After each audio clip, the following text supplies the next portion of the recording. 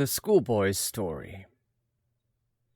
Being rather young at present, I am getting on in years, but still I am rather young. I have no particular adventures of my own to fall back upon.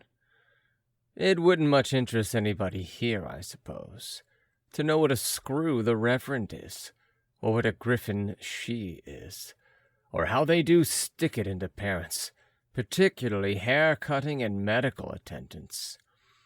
One of our fellows was charging his half's account 12 6 for 2 pills. Tolerably profitable at 6 3 apiece, I should think. And he never took them either, but put them up the sleeve of his jacket. As to the beef, it's shameful. It's not beef. Regular beef isn't veins. You can chew regular beef. Besides which, there's gravy to regular beef, and you never see a drop to ours. Another of our fellows went home ill and heard the family doctor tell his father that he couldn't account for his complaint unless it was the beer. Of course it was the beer, and well it might be. However, beef and Old Cheeseman are 2 different things. So is beer. It was Old Cheeseman I meant to tell you about, not the manner in which our fellows get their constitutions destroyed for the sake of profit. Why, look at the pie crust alone. There's no flakiness in it. It's solid like damp lead. Then our fellows get nightmares and are bolstered for calling out and waking other fellows. Who can wonder? Old Cheeseman one night walked in his sleep, put his hat on over his nightcap, got hold of a fishing rod and a cricket bat, and went down into the parlor, where they naturally thought from his appearance he was a ghost. Why, he never would have done that if his meals had been wholesome. When we all begin to walk in our sleeps, I suppose they'll be sorry for it. Old Cheeseman wasn't second Latin master then. He was a fellow himself. He was first brought there very small in a post-chaise by a woman who was always taking snuff and shaking him. And that was the most he remembered about it. He never went home for the holidays. His accounts, he never learnt any extras, were sent to a bank, and the bank paid them. And he had a brown suit twice a year, and went into boots at 12. They were always too big for him, too. In the midsummer holidays, some of our fellows who lived within walking distance used to come back and climb the trees outside the playground wall, on purpose to look at Old Cheeseman reading there by himself. He was always as mild as the tea, and that's pretty mild, I should hope. So when they whistled to him, he looked up and nodded, and when they said, "Hulloa, Old Cheeseman, what have you had for dinner?" he said, "Boiled mutton." And when they said, "Ain't it solitary, Old Cheeseman?" he said, "It is a little dull sometimes." And then they said, "Well, good-bye, Old Cheeseman," and climbed down again. Of course it was imposing on Old Cheeseman to give him nothing but boiled mutton through a whole vacation, but that was just like the system.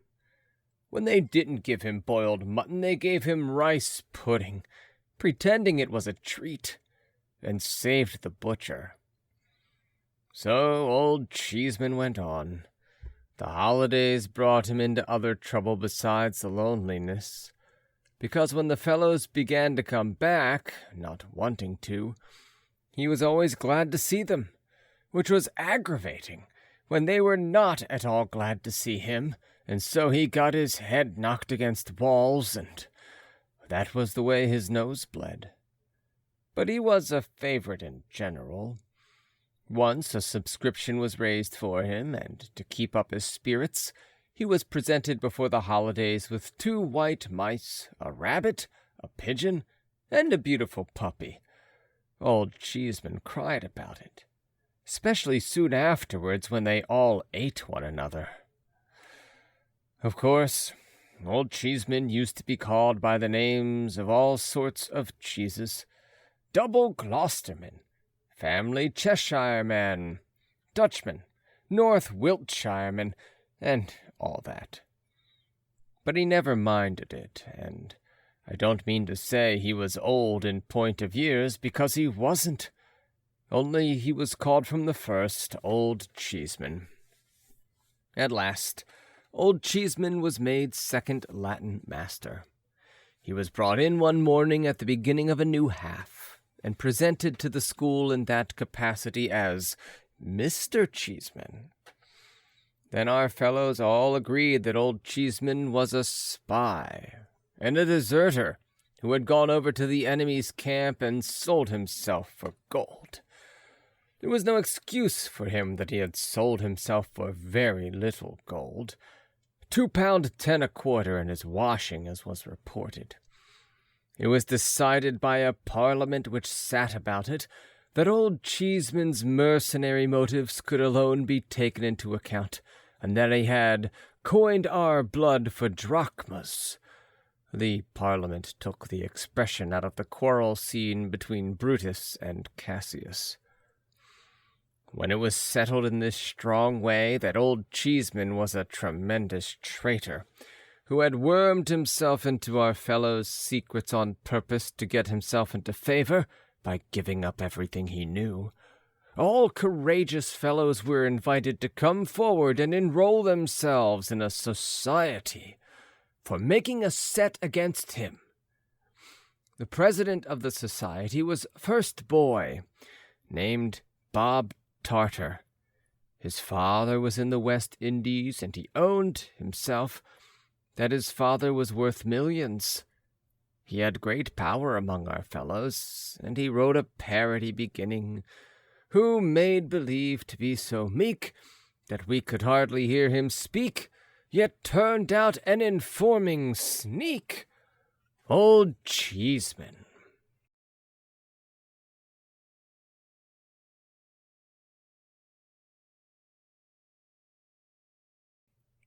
And on in that way through more than a dozen verses, which he used to go and sing every morning close by the new master's desk. He trained one of the low boys, too, a rosy-cheeked little brass who didn't care what he did, to go up to him with his Latin grammar one morning and say it so. "Nominativus pronominum." Old Cheeseman, raro experimentor, was never suspected, nisi distinctionis, of being an informer aut emphasis gratia, until he proved one. Ut, for instance, vos damnastis, when he sold the boys. Quasi, as though dicat, he should say, praeterea nemo, I'm a Judas. All this produced a great effect on Old Cheeseman. He had never had much hair, but what he had began to get thinner and thinner every day. He grew paler and more worn, and sometimes of an evening he was seen sitting at his desk with a precious long snuff to his candle, and his hands before his face, crying. But no member of the society could pity him, even if he felt inclined, because the president said it was Old Cheeseman's conscience. So Old Cheeseman went on, and didn't he lead a miserable life? Of course, the Reverend turned up his nose at him, and of course she did, because both of them always do that at all the masters. But he suffered from the fellows most, and he suffered from them constantly. He never told about it, that the society could find out, but he got no credit for that, because the president said it was Old Cheeseman's cowardice. He had only one friend in the world, and that one was almost as powerless as he was, for it was only Jane. Jane was a sort of wardrobe woman to our fellows, and took care of the boxes. She had come at first, I believe, as a kind of apprentice. Some of our fellows say from a charity, but I don't know. And after her time was out, had stopped at so much a year. So little a year, perhaps I ought to say, for it is far more likely. However, she had put some pounds in the savings bank, and she was a very nice young woman. She was not quite pretty, but she had a very frank, honest, bright face, and all our fellows were fond of her. She was uncommonly neat and cheerful, and uncommonly comfortable and kind. And if anything was the matter with a fellow's mother, he always went and showed the letter to Jane. Jane was old Cheeseman's friend. The more the society went against him, the more Jane stood by him. She used to give him a good-humored look out of her still-room window sometimes, that seemed to set him up for the day. She used to pass out of the orchard and the kitchen garden, always kept locked, I believe you, through the playground, when she might have gone the other way, only to give a turn of her head, as much as to say, "Keep up your spirits," to old Cheeseman. His slip of a room was so fresh and orderly that it was well known who looked after it while he was at his desk. And when our fellows saw a smoking hot dumpling on his plate at dinner, they knew with indignation who had sent it up.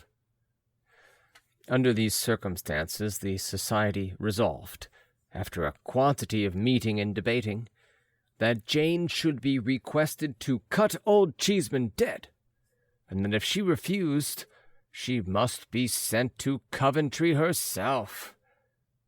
So a deputation headed by the president was appointed to wait on Jane, and inform her of the vote the society had been under the painful necessity of passing.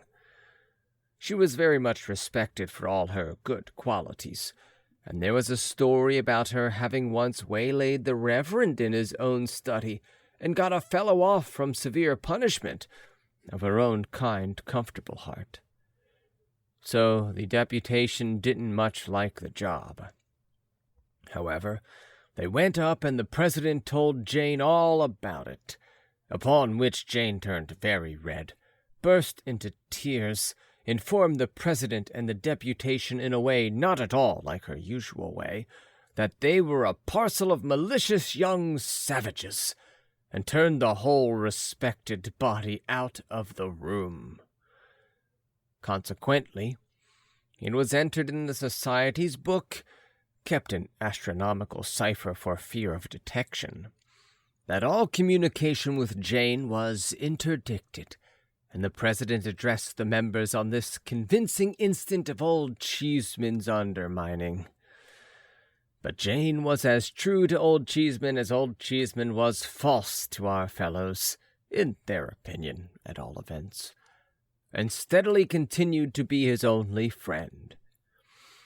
It was a great exasperation to the society, because Jane was as much a loss to them as she was a gain to him, and being more inveterate against him than ever, they treated him worse than ever.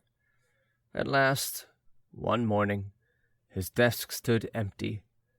His room was peeped into and found to be vacant, and a whisper went about among the pale faces of our fellows that old Cheeseman, unable to bear it any longer, had got up early and drowned himself. The mysterious looks of the other masters after breakfast, and the evident fact that old Cheeseman was not expected, confirmed the society in this opinion.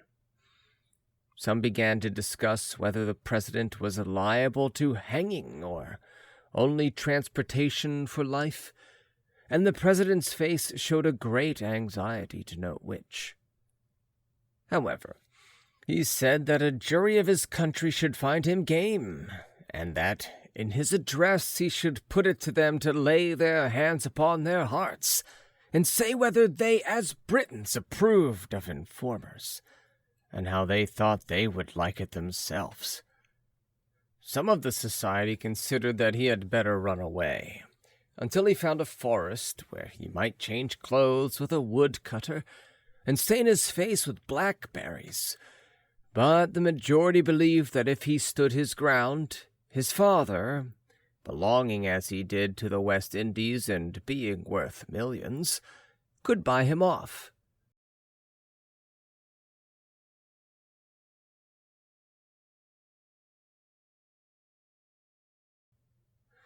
All our fellows' hearts beat fast when the Reverend came in and made a sort of a Roman or a field marshal of himself with the ruler, as he always did before delivering an address. But their fears were nothing to their astonishment when he came out with the story that old Cheeseman, so long our respected friend and fellow pilgrim in the pleasant plains of knowledge, he called him, oh yes, I dare say much of that, was the orphan child of a disinherited young lady who had married against her father's wish, and whose young husband had died, and who had died of sorrow herself, and whose unfortunate baby, old Cheeseman, had been brought up at the cost of a grandfather who would never consent to see it, baby, boy, or man, which grandfather was now dead, and serve him right, that's my putting in, and which grandfather's large property, there being no will, was now, and all of a sudden, and forever, old Cheeseman's. Our so long respected friend and fellow pilgrim in the pleasant plains of knowledge, the Reverend wound up a lot of bothering quotations by saying, would come among us once more that day fortnight, when he desired to take leave of us himself in a more particular manner. With these words he stared severely round at our fellows, and went solemnly out. There was precious consternation among the members of the society now. Lots of them wanted to resign, and lots more began to try to make out that they had never belonged to it. However, the president stuck up and said that they must stand or fall together, and that if a breach was made it should be over his body, which was meant to encourage the society, but it didn't. The president further said he would consider the position in which they stood, and would give them his best opinion and advice in a few days. This was eagerly looked for, as he knew a good deal of the world on account of his father's being in the West Indies. After days and days of hard thinking and drawing armies all over his slate, the president called our fellows together and made the matter clear. He said it was plain that when old Cheeseman came on the appointed day, his first revenge would be to impeach the society and have it flogged all round. After witnessing with joy the torture of his enemies, and gloating over the cries which agony would extort from them, the probability was that he would invite the Reverend, on pretense of conversation, into a private room, say, the parlor into which parents were shown where the two great globes were, which were never used, and would there reproach him with the various frauds and oppressions he had endured at his hands. At the close of his observations, he would make a signal to a prize fighter concealed in the passage, who would then appear and pitch into the Reverend till he was left insensible. Old Cheeseman would then make Jane a present of from £5 to £10, and would leave the establishment in fiendish triumph. The president explained that, against the parlor part or the Jane part of these arrangements he had nothing to say, but on the part of the society he counseled deadly resistance. With this view he recommended that all available desks should be filled with stones, and that the first word of the complaint should be the signal to every fellow to let fly at old Cheeseman. The bold advice put the society in better spirits, and was unanimously taken. A post about Old Cheeseman's size was put up in the playground, and all our fellows practiced at it till it was dinted all over. When the day came and places were called, every fellow sat down in a tremble. There had been much discussing and disputing as to how Old Cheeseman would come, but it was the general opinion that he would appear in a sort of triumphal car drawn by 4 horses, with 2 livery servants in front and the prize fighter in disguise up behind. So all our fellows sat listening for the sound of wheels. But no wheels were heard, for Old Cheeseman walked after all, and came into the school without any preparation, pretty much as he used to be, only dressed in black. "Gentlemen," said the Reverend, presenting him, "our so long respected friend and fellow pilgrim in the pleasant plains of knowledge is desirous to offer a word or two. Attention, gentlemen, one and all." Every fellow stole his hand into his desk and looked at the president. The president was all ready, and taking aim at Old Cheeseman with his eyes. What did Old Cheeseman then but walk up to his old desk, look round him with a queer smile as if there was a tear in his eye, and begin in a quavering, mild voice,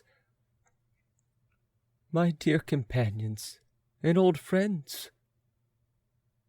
Every fellow's hand came out of his desk, and the president suddenly began to cry. "My dear companions and old friends," said Old Cheeseman, "you have heard of my good fortune. I have passed so many years under this roof, my entire life so far, I may say, that I hope you have been glad to hear of it for my sake. I could never enjoy it without exchanging congratulations with you. If we have ever misunderstood one another at all, pray, my dear boys, let us forgive and forget.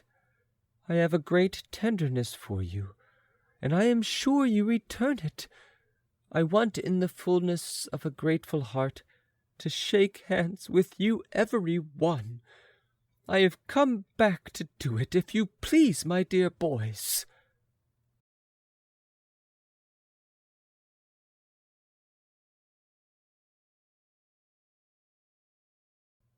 Since the president had begun to cry, several other fellows had broken out here and there.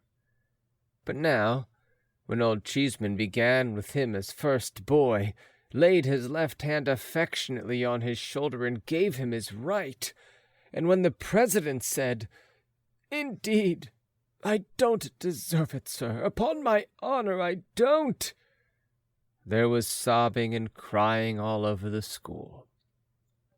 Every other fellow said he didn't deserve it, much in the same way. But Old Cheeseman, not minding that a bit, went cheerfully round to every boy, and wound up with every master, finishing off the Reverend last. Then a snivelling little chap in a corner, who was always under some punishment or other, set up a shrill cry of "Success to Old Cheeseman! Hooray!" The Reverend glared upon him and said, "Mr. Cheeseman, sir." But Old Cheeseman, protesting that he liked his old name a great deal better than his new one, all our fellows took up the cry, and for I don't know how many minutes there was such a thundering of feet and hands, and such a roaring of Old Cheeseman as never was heard. After that, there was a spread in the dining-room of the most magnificent kind. Fowls, tongues, preserves, fruits, confectionaries, jellies, neguses, barley sugar temples, trifles, crackers. Eat all you can and pocket what you like. all at Old Cheeseman's expense. After that, speeches, whole holiday, double and treble sets of all manners of things for all manners of games, donkeys, pony chaises, and drive yourself. Dinner for all the masters at the Seven Bells, £20 a head our fellows estimated it at, an annual holiday and feast fixed for that day every year, and another on Old Cheeseman's birthday. Reverend bound down before the fellows to allow it, so that he could never back out. All at Old Cheeseman's expense. And didn't our fellows go down in a body and cheer outside the Seven Bells? Oh, no. But there's something else besides. Don't look at the next storyteller, for there's more yet. Next day it was resolved that the society should make it up with Jane, and then be dissolved. What do you think of Jane being gone, though? What, gone forever? Said our fellows with long faces. Yes, to be sure, was all the answer they could get. None of the people about the house would say anything more. At length the first boy took upon himself to ask the Reverend whether our old friend Jane was really gone. The Reverend, he has got a daughter at home, turn-up nose and red, replied severely, "Yes, sir, Miss Pitt is gone." The idea of calling Jane Miss Pitt! Some said she had been sent away in disgrace for taking money from Old Cheeseman. Others said she had gone into Old Cheeseman's service at a rise of £10 a year. All that our fellows knew was she was gone. It was 2 or 3 months afterwards when, one afternoon, an open carriage stopped at the cricket field just outside bounds, with a lady and gentleman in it who looked at the game a long time and stood up to see it played. Nobody thought much about them, until the same little snivelling chap came in against all rules from the post where he was scout and said, "It's Jane!" Both 11s forgot the game directly and ran crowding round the carriage. It was Jane, in such a bonnet, and if you'll believe me, Jane was married to Old Cheeseman. It soon became quite a regular thing when our fellows were hard at it in the playground, to see a carriage at the low part of the wall where it joins the high part, and a lady and gentleman standing up in it, looking over. The gentleman was always Old Cheeseman, and the lady was always Jane.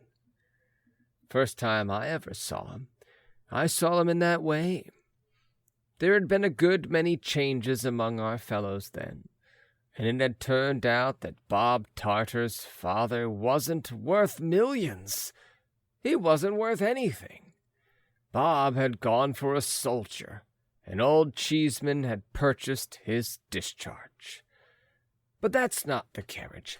The carriage stopped, and all our fellows stopped as soon as it was seen. "So you have never sent me to Coventry after all?" said the lady, laughing, as our fellows swarmed up the wall to shake hands with her. "Are you never going to do it?" "Never, never, never, on all sides." I didn't understand what she meant then, but of course I do now. I was very much pleased with her face, though, and with her good way, and I couldn't help looking at her, and him too, with all our fellows clustering so joyfully about them.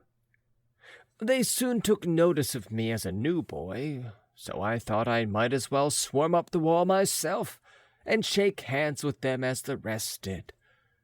I was quite as glad to see them as the rest were, and was quite as familiar with them in a moment. "Only a fortnight now," said Old Cheeseman, to the holidays. Who stops?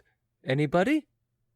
A good many fingers pointed at me, and a good many voices cried, "He does!"